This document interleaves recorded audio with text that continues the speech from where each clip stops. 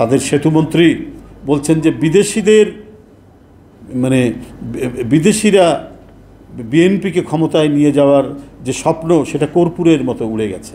কিন্তু আপনারা যে অবৈধভাবে ক্ষমতা ভারত থেকে পেরেক নিয়ে এসে এমনভাবে বসাচ্ছেন ক্ষমতার তক্তপোষ, এটাও কিন্তু আপনার যে কোনো মুহূর্তেই এই পেরেক ভেঙে যাবে এবং এই তক্তপোষ আপনার উল্টে যাবে। ওবায়দুল কাদের সাহেব, এটাকে আপনাকে মনে রাখতে হবে। যে ছেলেটি একজন সিনিয়র বিরোধী নেতার উপর হাত দেয় তাকে উৎসাহিত করা হয় একেবারে টপ লেভেল থেকে, উচ্চ পর্যায় থেকে, বাহ তুই বাহাদুরের ছেলে, তুই বাহাদুরের বেটা, তুই একটা ভালো কাজ করেছিস, এগুলো উৎসাহিত করা হয়। বেনজির সাহেব পুলিশের আইজি, র্যাবের ডিজি থাকা অবস্থায় যত বিরোধী দলের নেতাকর্মী, বিরোধী মতের নেতাকর্মীর বিচার বহির্ভূত হত্যাকাণ্ড থেকে শুরু করে অসংখ্য অমানবিক কাজ, মানবতা বিরোধী কাজ তাকে দিয়ে করানো হয়েছে। তিনি ওটা করেছেন, সেটা বাস্তবায়ন করেছেন।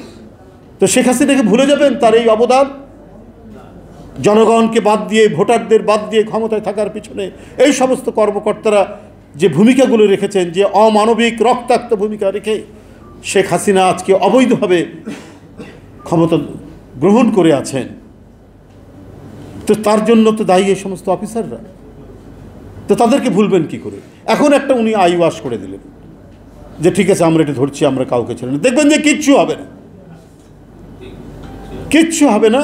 এটা করে কয়েকদিন পর আরেকটা কোনো একটা ঘটনার দিকে দৃষ্টি ফিরিয়ে দেওয়ার চেষ্টা করবে, তারপরে শ্রাবণের উপর আক্রমণ করবে। রনি এমপি ছিল, আগে কখনোই আমরা দেখিনি যে এই পর্যায়ে করা হয়। আমরাও ছাত্রদলের সভাপতি ছিলাম, ইউনিভার্সিটির ভিপি ছিলাম, ছাত্র সংগঠনগুলোর মধ্যে মারামারি হয়েছে।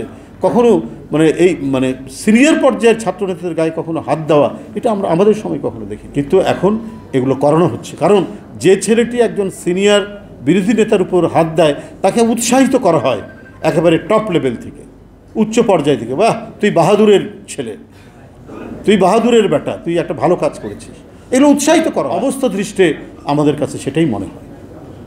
এখন প্রধানমন্ত্রী বলছেন যে বঙ্গোপসাগরে ঘাঁটি করতে দেয়নি বলে আমার বিরুদ্ধে সমস্যা করা হচ্ছে।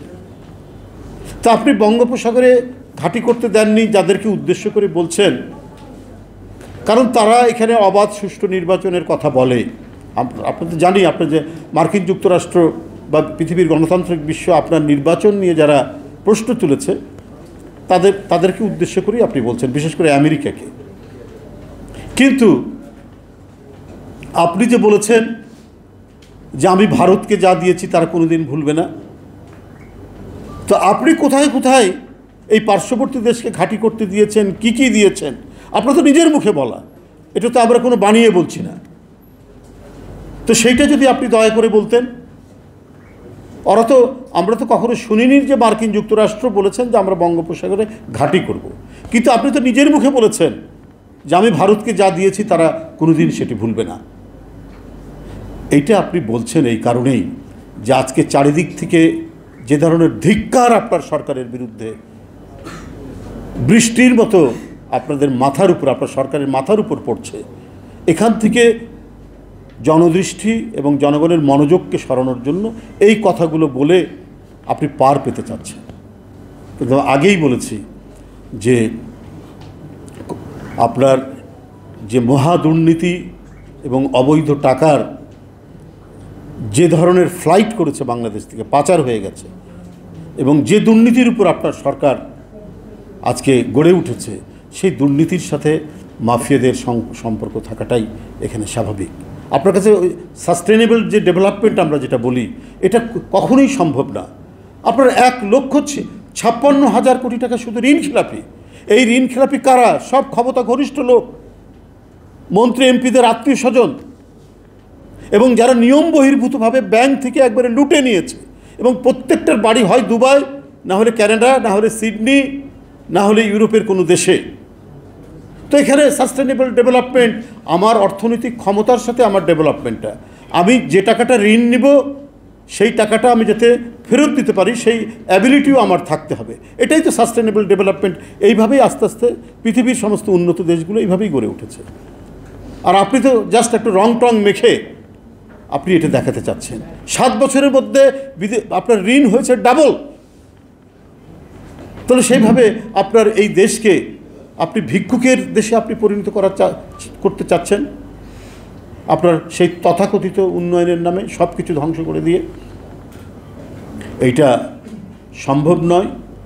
এটা আপনি যেভাবে যাচ্ছেন, আপনি গোটা জাতিকে প্রভুদের কাছে একটা চিরস্থায়ী শৃঙ্খলের মধ্যে বেঁধে রাখতে চাচ্ছেন। একজন এখানে বলেছেন অর্থনৈতিকভাবে, সাংস্কৃতিকভাবে, রাজনৈতিকভাবে আমাদের যে স্বাধীনতা, আমাদের যে সার্বভৌমত্ব, সেটাকে আজকে হরণ করার প্রচেষ্টা চালাচ্ছে। সেতুমন্ত্রী বলছেন যে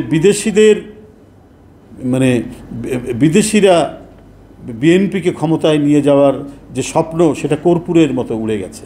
কিন্তু আপনারা যে অবৈধভাবে ক্ষমতা ভারত থেকে পেরেক নিয়ে এসে এমনভাবে বসাচ্ছেন, ক্ষমতার তক্তপোষ, এটাও কিন্তু আপনার যে কোনো মুহূর্তেই এই পেরেক ভেঙে যাবে এবং এই তক্তপোষ আপনার উল্টে যাবে। ওবায়দুল কাদের সাহেব, এটাকে আপনাকে মনে রাখতে হবে।